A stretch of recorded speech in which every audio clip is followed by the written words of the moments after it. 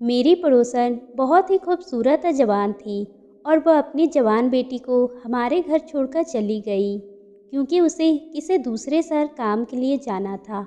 उसकी बेटी बहुत ही ज़्यादा खूबसूरत थी।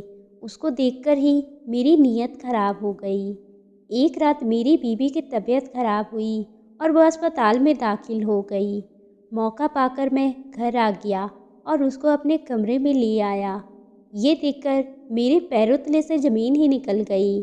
उस लड़की ने मेरे सामने ही, मेरा नाम आलोक है, हमारी पड़ोसन हमारे घर के पीछे गली में रहती थी और उसका मेरी बीवी के साथ बहुत ही अच्छा संबंध था। एक दिन उसे किसी काम की वजह से दूसरे शहर जाना पड़ा तो अपनी बेटी को हमारे घर छोड़कर चली गई। उसकी बेटी बहुत ही खूबसूरत थी और रंग गोरा के साथ साथ वह बहुत ही निहायती खूबसूरत थी। मैं उसकी खूबसूरती देखकर तंग रह जाता था। किसी गरीब की खूबसूरती मिल जाना बहुत ही खुशकिस्मती वाली बात है। मैं उसके हुस्न को देखकर पूरी तरह से पागल हो गया था।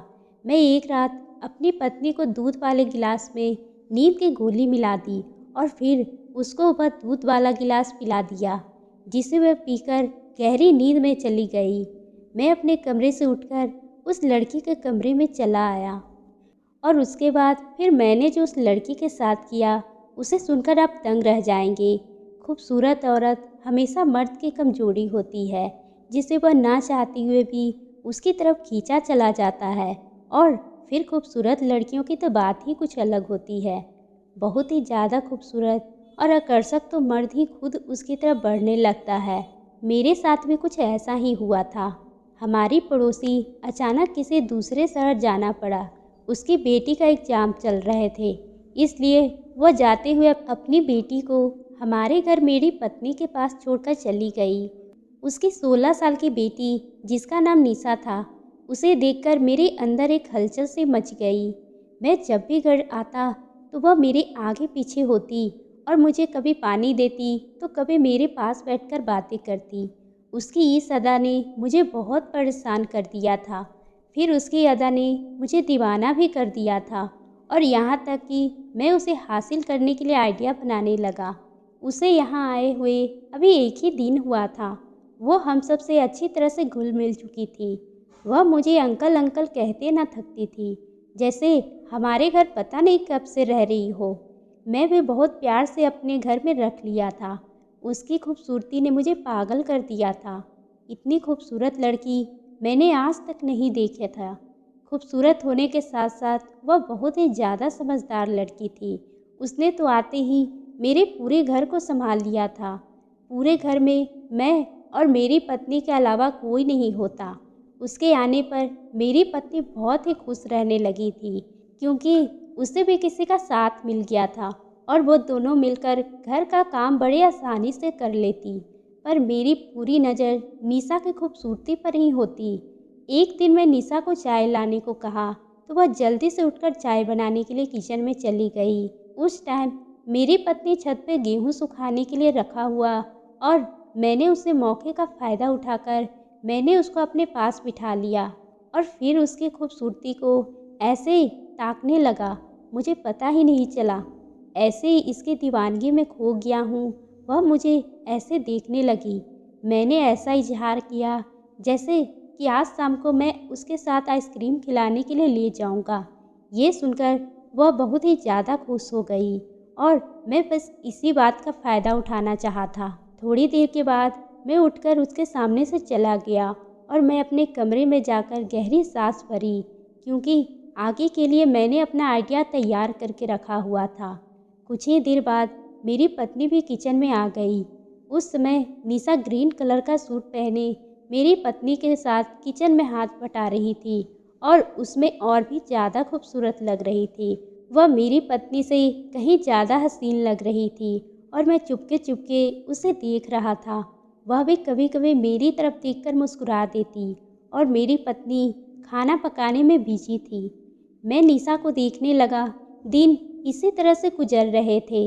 एक दिन अचानक मेरी बीवी की तबीयत खराब हो गई और मैं अस्पताल लेकर गया, लेकिन वहाँ जाकर मुझे पता चला उसे कुछ ऐसी बीमारी है, इसलिए उसको जल्दी से एडमिट करना पड़ेगा। लेकिन मैं दिल ही दिल में बहुत ही खुश था, क्योंकि मुझे कुछ टाइम निशा के साथ बिताने को मिल जाता। लेकिन डॉक्टर ने मुझे अस्पताल में ही घर जाने नहीं दिया और मेरे सारे अरमान पानी फिर गए।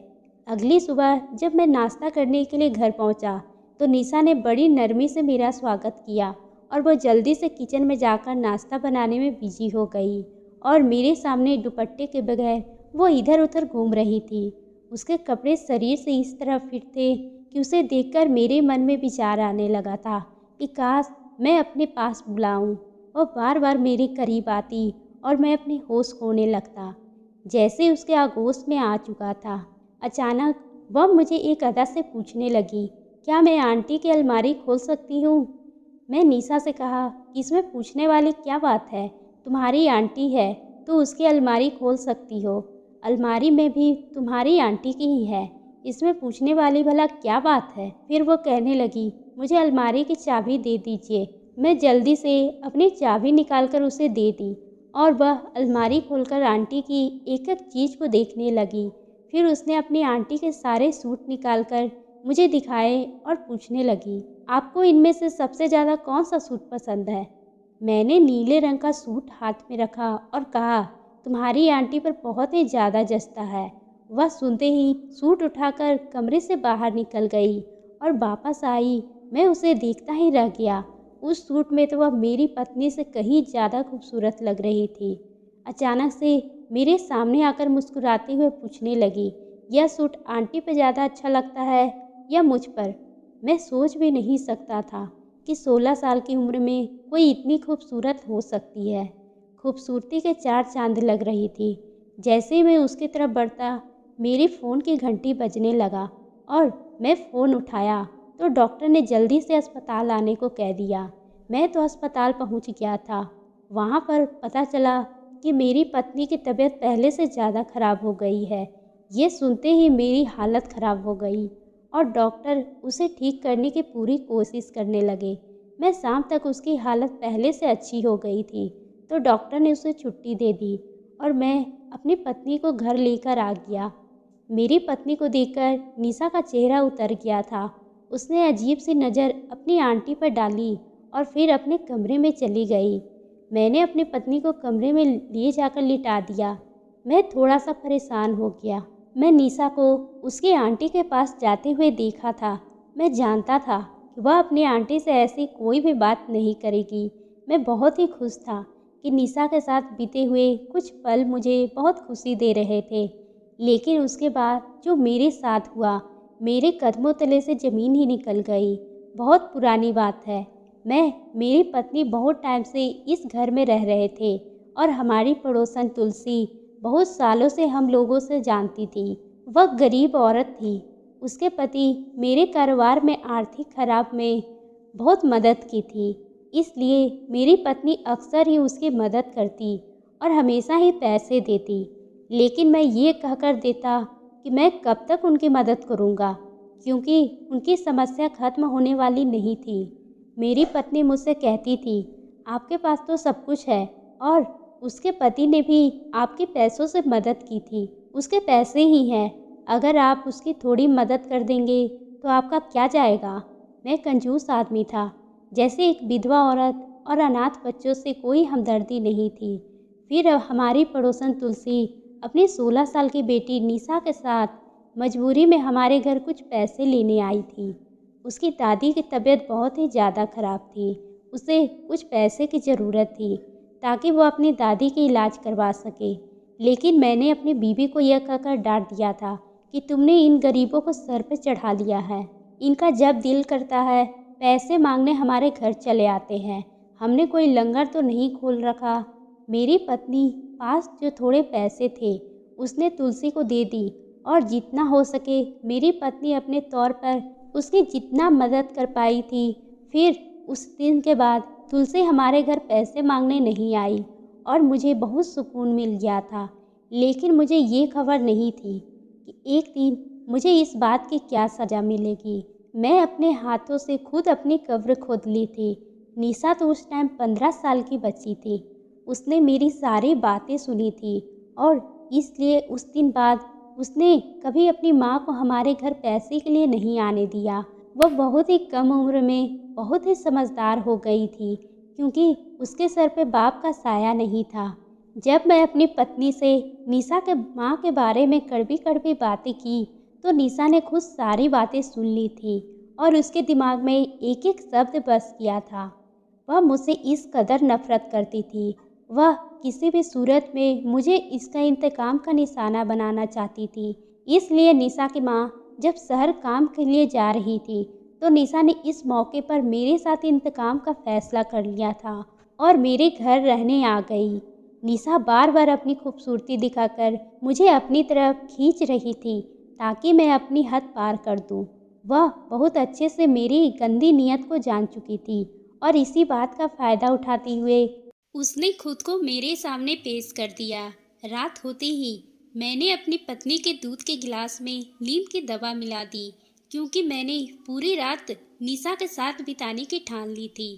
थोड़ी देर बाद मेरी पत्नी को गहरी नींद आ गई और मैं निशा के कमरे में चला गया। मुझे देखकर उसके चेहरे पर मुस्कुराहट फैल गई और जैसे मैं उसके करीब किया, वो 2 कदम पीछे हट गई। मैं अपनी हद पार करने लगा और आगे बढ़ने लगा और वो अपने आप को बचाने के लिए मिन्नतें करने लगी, हाथ पैर चलाने लगी और जैसे वह मुझसे आज़ाद होने की कोशिश कर रही थी, लेकिन मैंने उसको हासिल कर लिया। जब उसके कमरे से निकलने लगा, तो निशा ने साइड टेबल पर पड़ा मोबाइल उठाकर मेरी तरफ बढ़ाया और ये देखकर तो मेरे रोंगटे खड़े हो गए। उस मोबाइल में मेरी पूरी वीडियो बन चुकी थी, जिसमें ऐसा लग रहा था जैसे मैंने उसके साथ कोई ज़बरदस्ती की हो। निशा जिस अंदाज से धक्के मार रही थी, ऐसा लग रहा था जैसे वो खुद को मुझसे छुड़ाने की नाकाम कोशिश कर रही थी। मैंने हैरत से निशा को देखा तो वो मुस्कुराकर कहने लगी, ये वीडियो इस मोबाइल पर नहीं बल्कि उसकी माँ के मोबाइल पर भी पहुँच चुकी है, और अगर अब मैं आपकी पत्नी के सामने आपकी इज्जत बनाए रखना चाहता हूँ तो खुद उसकी मदद करूँगा। निशा बड़ी नफरत से कह रही थी, एक अनाथ बच्ची की मदद करने में तो तुम्हारी जान चली गई थी और एक अनाथ बच्ची को तुम हासिल करना चाहते थे। ये सुनकर मैं तो हक्का बक्का रह गया था। वो एक आइडिया के तहत इस घर में आई थी। ये तो सुनकर मैं हैरान रह गया था। निशा कह रही थी, कोई भी औरत खुशी से अपने जिस्म का सौदा नहीं करती, बल्कि उसके हालात उसे ये करने पे मजबूर कर देते हैं। निशा कहने लगी, जब उसके घर कुछ खाने को नहीं होता और वह एक टाइम की रोटी को तरसते हैं, तब मैंने उसकी मदद करने से साफ मना कर दिया, जबकि मेरे पास पैसे की कोई कमी नहीं थी। वो कहने लगी, जब आपको मुझे हासिल करना था तब तुम मुझ पर पानी की तरह पैसे लुटाने को भी राजी हो गए। अब तो तुम्हें क्या करना है ये सुन लो।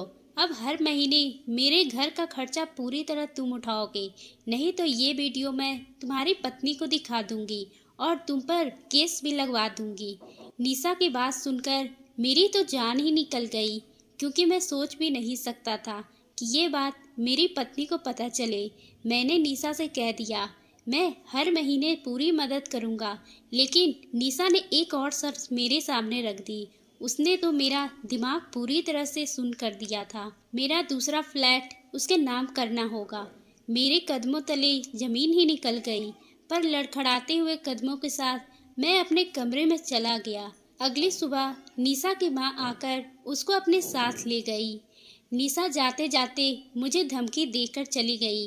अब से मुझे उसका सारा खर्च उठाना होगा और अगर 1 हफ्ते के अंदर मैंने उसका नाम फ्लैट ना किया, मेरे द्वारा किए गए कर्मों पर पर्दा हटा देगी। मैं उसकी बात को मानने पर पूरी तरह से मजबूर हो चुका था।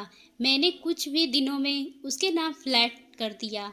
जिस लड़की को मैं बहुत ही सीधा और मासूम और शरीफ लड़की समझता था और अनाथ बच्ची ही समझता था, और ये सब समझकर अपने जज्बात इस हद तक पार करती थी। वह तो बहुत ही चालाक लड़की।